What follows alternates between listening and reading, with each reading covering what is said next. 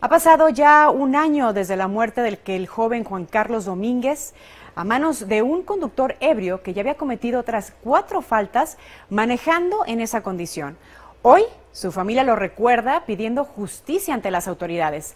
Nuestro compañero Samuel Rivera habló con ellos y nos cuenta más aquí en los estudios en vivo.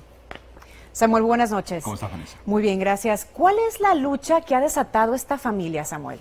Gracias, Vanessa. Sus padres explican que el día a día, por ejemplo, para ellos es como un cáncer que los está carcomiendo en todo momento. Pero a pesar de ello, que luchan contra sus emociones y también con sus recuerdos, quieren que la justicia se dé con leyes más severas.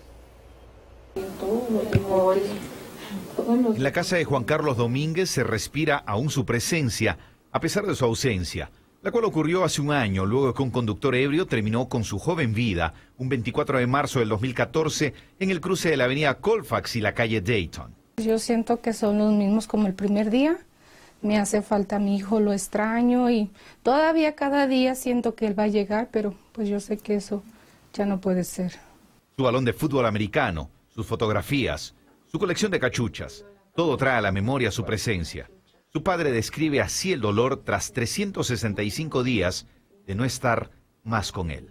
Es un cáncer que se lo está comiendo uno poco a poco, totalmente.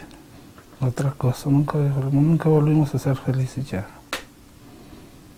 Ya no se puede, ya. Nos quitaron lo más grande que teníamos, nuestra primera ilusión. Pero la lucha que esta familia realiza cada minuto no solo es emocional, también es contra las leyes que consideran deberían ser más drásticas con aquellos que conducen en estado de ebriedad. Por eso estuvieron esta tarde en el Comité de Finanzas de la Cámara Baja para apoyar un proyecto de ley que busca penalizar con cárcel a aquellos que están tras el volante y ebrios. Según la ley de Colorado, no importa cuántas veces un conductor haya cometido esa falta, conducir así es un delito menor.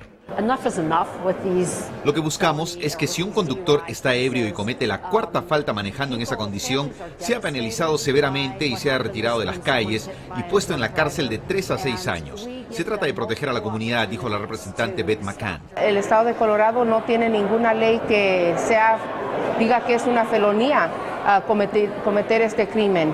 Y queremos que se haga justicia para todas las víctimas. El proyecto de ley que busca penalizar a los conductores que manejan en estado de ebriedad ya había sido propuesto varias veces antes, pero nunca se llegó a su aprobación, indicando que penalizar de esta manera generaría un sobrecosto económico al Estado. Hoy fue aprobado por mayoría y se encamina a ser discutida en el Pleno de la Cámara de Representantes. Que hay más familias afuera, jóvenes, esposas, esposos, que no queremos que estén sufriendo lo mismo que estamos hoy con nuestro corazón quebrado.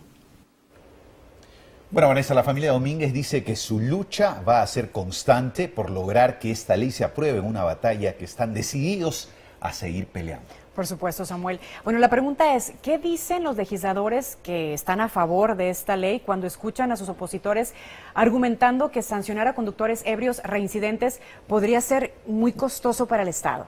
Bueno, Vanessa, ellos dicen que cometer, por ejemplo, o dejar a una persona que ha sido atropellada por un conductor en estado de ebriedad es más costoso porque tiene que invertir, por ejemplo, el Estado en lo que es el Medicare, por ejemplo, en sus gastos de salud, y sobre todo es costoso para la familia y esa persona por el costo de oportunidad que pierde, ya que quedan muchos de ellos discapacitados de por vida. Muy bien, muchísimas gracias, Samuel. Vamos a ver qué pasa con esta iniciativa de ley. Buenas noches.